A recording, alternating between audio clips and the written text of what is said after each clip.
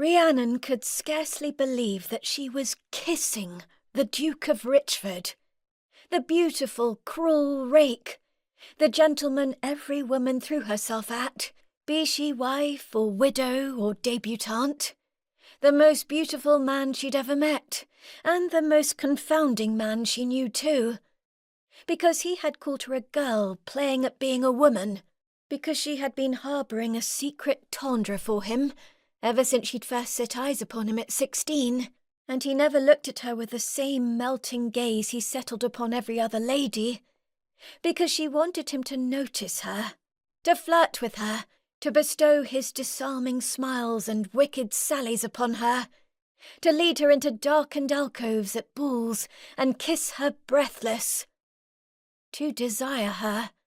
And yet he had never paid her any more notice than he would a fly winging past his head.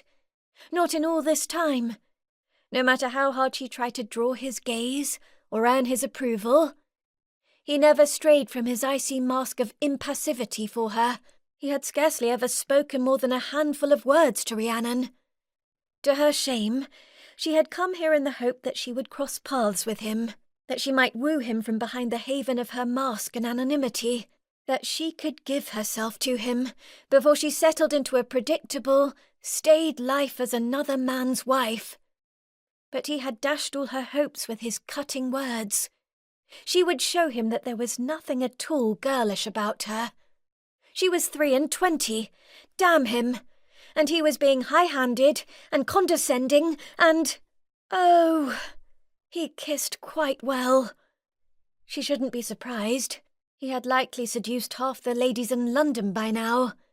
But as his lips moved over hers, lightly at first, and then with greater, almost ravenous insistence, she quite forgot her reason for kissing him. Damn him twice! He had humiliated her, and Rhiannon had intended to filch that blasted key from his pocket. Instead, she was savouring his skilled seducer's mouth. She was supposed to thwart him at his own game, to best him, to show him she was as unaffected as he was, although that was a dreadful lie. And yet, her knees were going weak, because how could she resist the only man she'd ever truly wanted, the Duke of Richford? Her every breath was of his maddening scent, like a forest tinged with musk and amber. The centre of her being became her lips, and then, just as suddenly, it changed to the small of her back, where his palm gently pressed, bringing her body into his. A liquid heat slid through her, settling in her core and dampening her drawers. This wouldn't do. Rhiannon released his necktie, slowly moving her hand between their bodies.